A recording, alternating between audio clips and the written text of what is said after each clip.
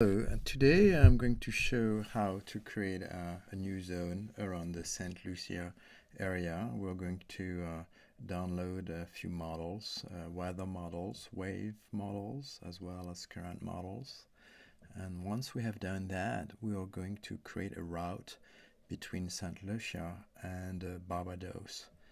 And the last step will be to calculate a routing between Saint Lucia and Barbados. So a route, the difference between a route and a routing is that a route is something that's going to define by hand, whereas a routing is something that the weather 4D is going to calculate based on parameters such as the wind model, the wave models, the current models, and the polar of the boat, and also the speed engine when using the engine, and the minimum speed when sailing. So let's go ahead, and I'm going to first do a double tap, and that shows me the menu, the menu here. Let's tap on the upper left corner and then on the plus.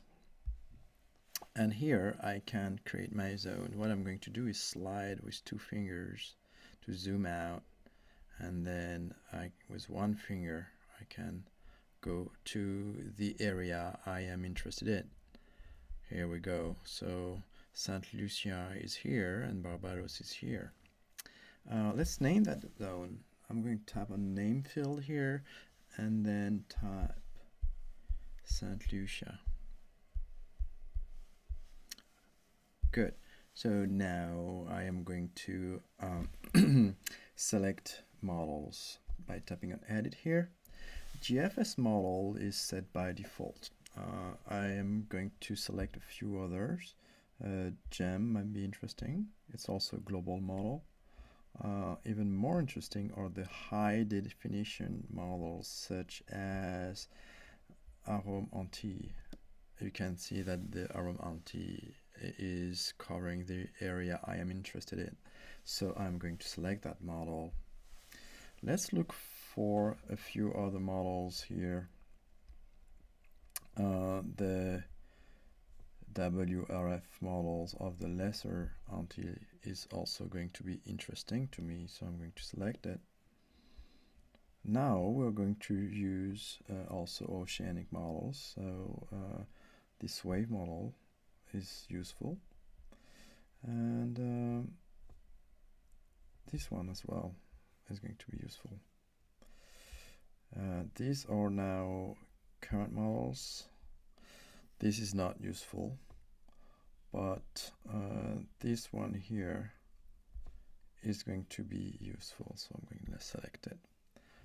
Done. So I am done with all my models, and I can, oh, okay, so I forgot to validate my area here, so I'm going to do that again. Let's see, there we go.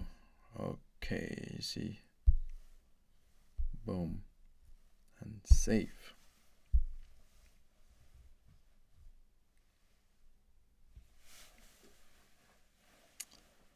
Okay, so you can see my area, and then if I tap on the drop-down list, I can see that I have 7 models: GFS, GM, Arôme, WRF, MF1, FN Mark, and COM.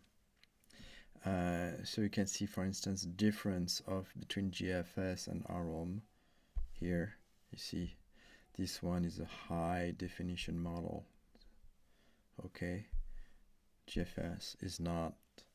So they are both good models.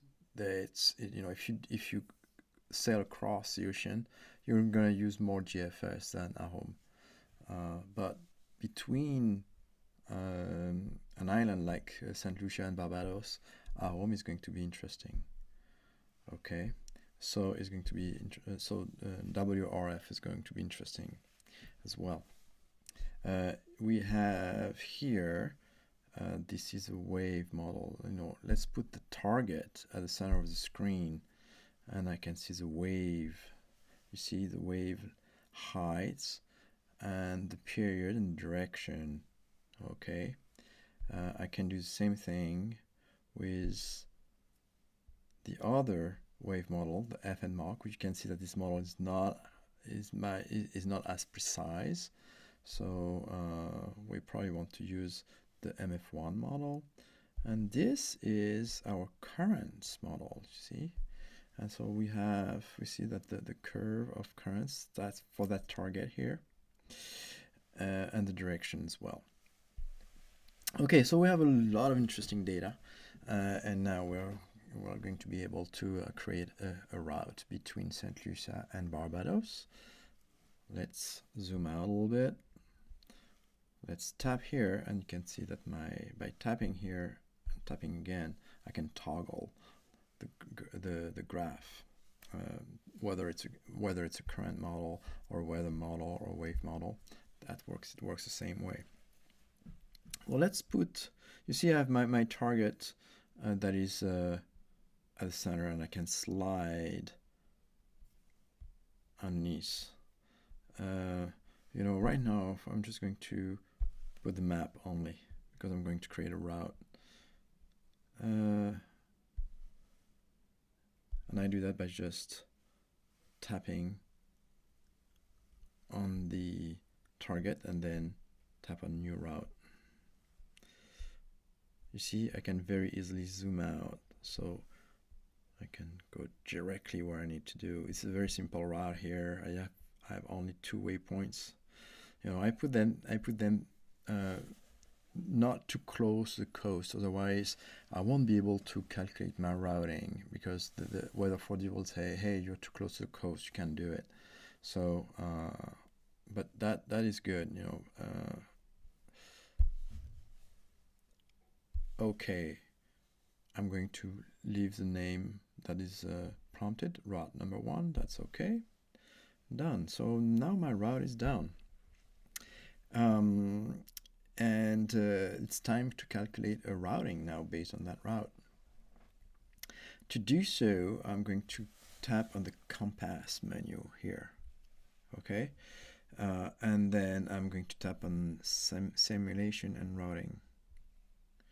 And you can see here I have a few parameters. Motoring speed, that would be the speed of my boat when I use the engine. It's typically around 5 knots, so I'm going to leave it as it is. The minimum sailing speed, usually around 4 knots, sometimes 3.5 knots. That's when I'm under sail. But if I go below a certain speed, I'm going to decide to put the engine on. So that's this parameter here. And then I can select a polar here in that list. If your boat doesn't fit in that list of polars, there is a tool called iPolar that allows you to create polars and to import them into Weather 4D. Okay. So now I am going to calculate my routing, and to do that I tap on routing here, and I'm going to select the models for that route. Here I have the choice between 2 low definition models, GFS, GEM, and 2 high definition models, so high resolution models, so ARO Monty and WRF Lesser Monty. So let's take actually a high resolution model here. Here I have selected only 1 current model, so I stick to that. And here, remember, the MF1 model was actually more precise, so we use that one. Let's go now. I'm not going to change that. Now it's good. Okay. We want to stay about 1 nautic mile from the coast. I think that's safe enough, and we don't want too much wind. Like 25 knots max is good. Let's say if we have 30 or 40 knots, we'll decide not to calculate the route. We'll stay at the harbor. All right, so let's launch our routing now. Okay, can see the isochrones, and that's it. My routing is done. So what I'm going to do now is I'm going to calculate the route again, but using different models. You can do that with Weather4D. So I tap on the compass again, and then go to simulation and routing, and you see here I have NCOM, MCs, and this one actually cannot change because I have only one. But here I can use WRF, and here I can use this one. So this is just to compare the routings with two different models to see if there's a big difference or not. Let's launch it.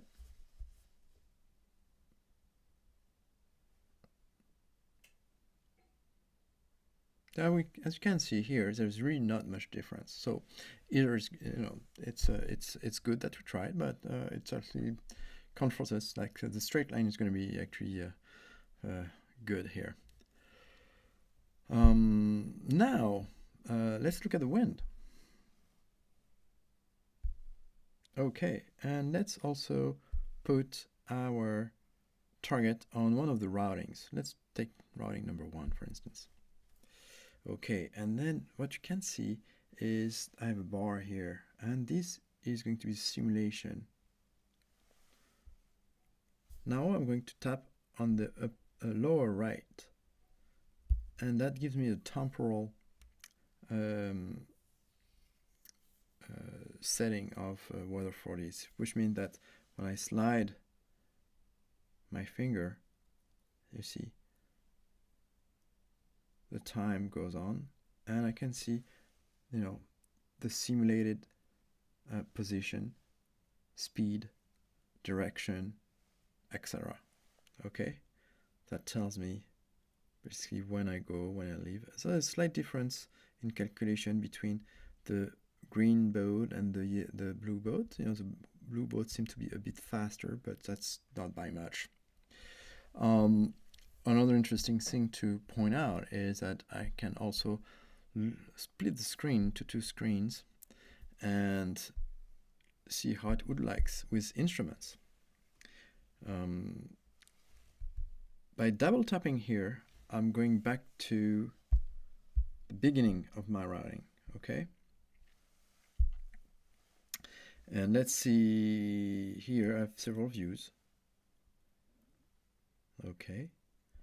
And if I tap, you see, that gives me a view of the wind, apparent wind, true wind, all the way